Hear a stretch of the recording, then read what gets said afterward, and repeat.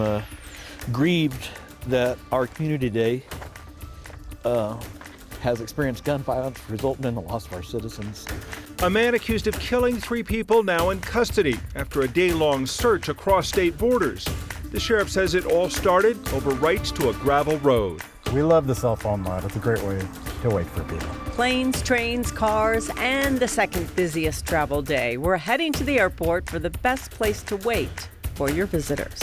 One more time on the gridiron, we're going to hear from Coach Prime ahead of the season finale for the Buffs. 4 o'clock at 9 News starts now.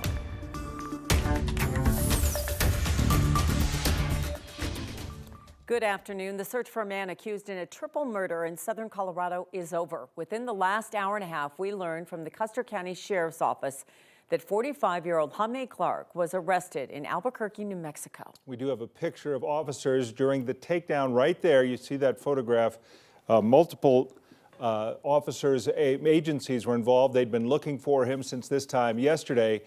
They believe it was yesterday afternoon that Clark killed 63-year-old Rob Gears, 73-year-old Beth Wade, and 58-year-old James Dalton during what we're told was a property dispute. And 9 News reporter Brianna Clark is in Westcliff for us right now. And Brianna, this news has to be a relief to a very small community that was put on lockdown for hours yesterday. Yeah, they are all relieved now, knowing that this man is in custody after killing, or being rather accused of killing, 3 people and injuring another. So the shooting again happened yesterday, about 20 minutes from where we are right now, in a rural wooded area in this beautiful mountain town. As we reported earlier, those 3 people were found dead at the scene, and again, all because of a property dispute. The suspect was on the run for 26 hours. The sheriff here called in all the resources, local, state, and federal. They searched for Clark on foot and from the sky using night vision, thermal energy, or imaging rather, and drones. Even the off-duty ones came in, and we sent them home after midnight. They wanted to come back and work again today. What's bringing up these emotions? I don't know, I'm just proud of the guys.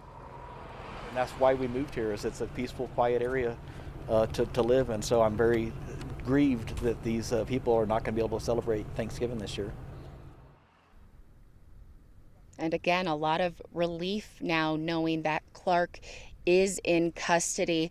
No word yet on when he'll be taken back to Colorado, but he will be extradited here and then taken to a local jail nearby. And it's, again, been 26 hours of just emotions, high emotions here in this small mountain community, and a lot of relief now knowing that he is in custody. The sheriff says Clark will most likely face more charges beyond those 3 counts of murder. A very, very violent day yesterday, and a lot of tension through the day today, and yet the sheriff describing the arrest as somewhat routine, actually, in the fact that they were able to take that man into custody. Brianna will talk to you for more coming up at 5 o'clock. Here in the metro area, a developing story. The Denver Sheriff's Office says a man in their custody at the detention center has died. Deputies found that man unresponsive in a housing unit just after 6 this morning. Police now from Denver have opened a death investigation into the case. They're not sharing the man's identity or the cause of death yet at this time. And an update this afternoon with prosecutors now saying they will charge a man from Englewood in a deadly road rage shooting. That happened last Friday night in Denver near Park Avenue and Wazee. According to court documents, Nick Moodley called 911 after the shooting. He shot the victim, Shane Warren. Moodley said Warren flashed a gun at him and tried to get in his car. 2 witnesses told police they saw the 2 men in an altercation before the shooting. Warren was shot multiple times in the chest and later died at the hospital. Court documents show that Moodley does have a concealed carry permit. He's now being held on a $750,000 bond. New at 4, we're learning even more about the teen killed while walking on train tracks in Sedalia. This happened almost 3 weeks ago, about 3:30 in the afternoon. 16-year-old Joey Catelio was walking along the tracks in Sedalia, just south of Highway 85 and Highway 67, when a train hit and killed him.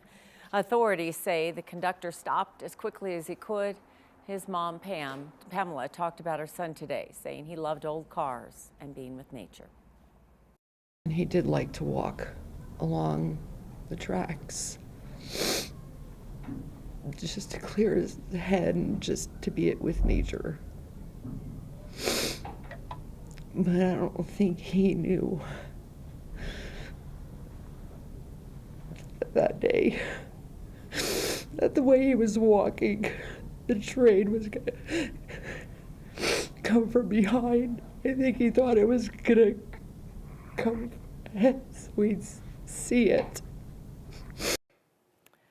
We're going to hear more from Joey's mom and her plea for others to be aware when they're listening to music tonight at 5 o'clock. Let's take a live look outside. It was a gorgeous day. Gorgeous outside, just beautiful, and it's late November.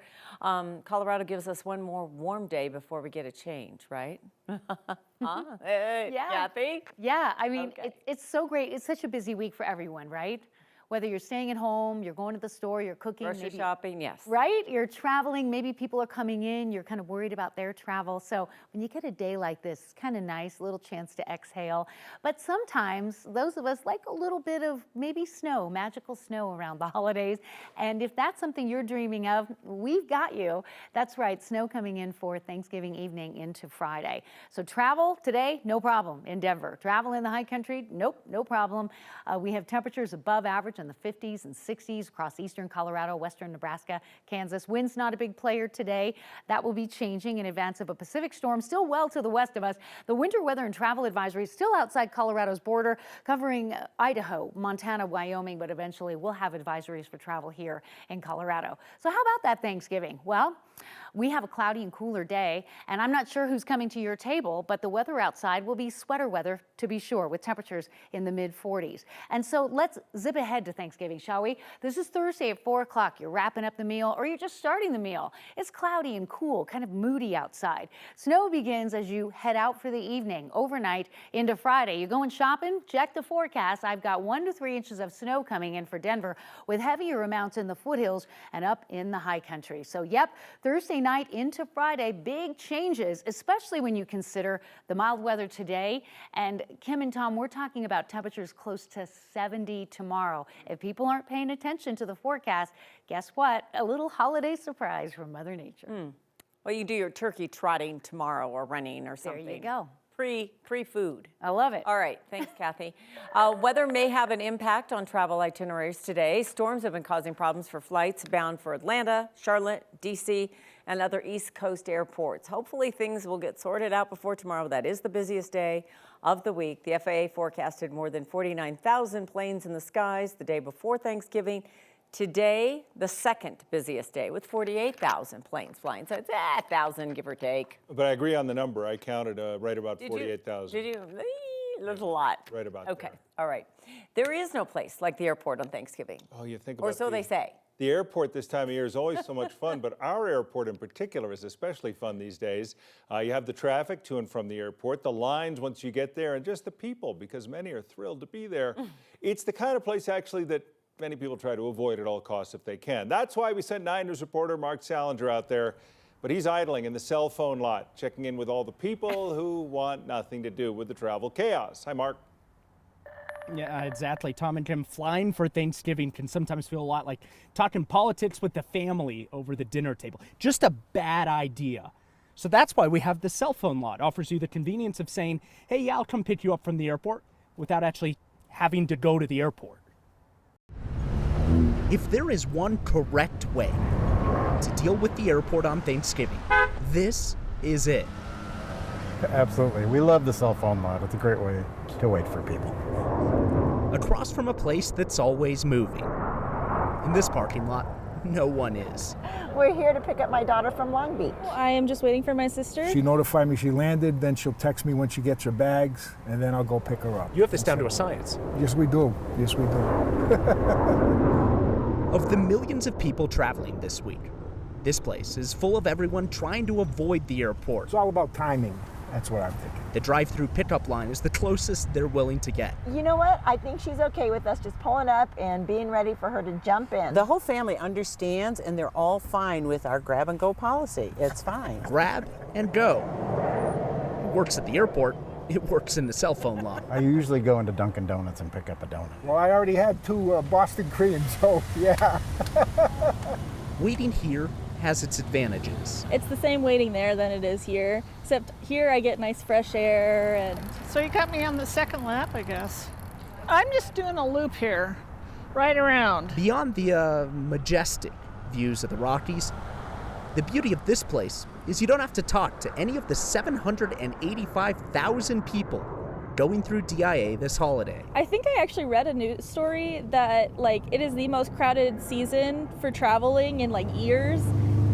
AAA estimates 4.7 million people will fly this Thanksgiving, the most since 2005. Wednesday and Sunday will be the busiest days at DIA. The text says, just landed. This airport is a mess. No word on how many people will stop in at the cell phone lot. But we like to interact with people we like. And there's so many annoying ones out there.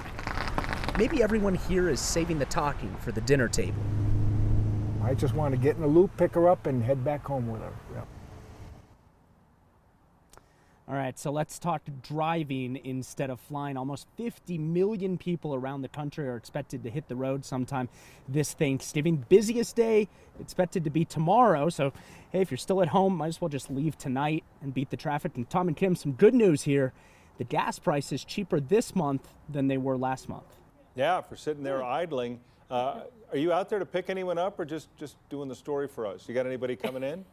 No, I've just been waiting in the cell phone lot all day, so I've seen everybody come and go, but there's no payoff here at the end of the day to pick someone up. Oh, those people were delightful. They're so funny and I love it. They were and so honest. Especially the people getting their workouts in, yeah. I know. Take advantage of it. It was a really nice day, and if you don't have time for the workout, eat the donut. You'll regret you didn't get it later. Right there. I've had one too many donuts. Okay. Yeah. Why not? It's right there. I just didn't want to say holidays. it. Thanks for sharing the story with us, Mark. Good to see you.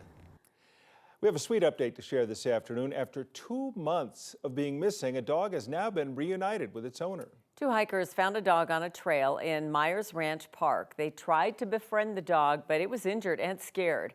One of the hikers was bit while attempting to carry the dog out. Despite that, they knew that dog needed help, so they called Jeffco Open Space Rangers. One of the hikers stayed with the dog while the other hiked out to show rescuers where to go. And get this, a ranger remembered a lost dog poster in the park a month ago and was able to call the owners.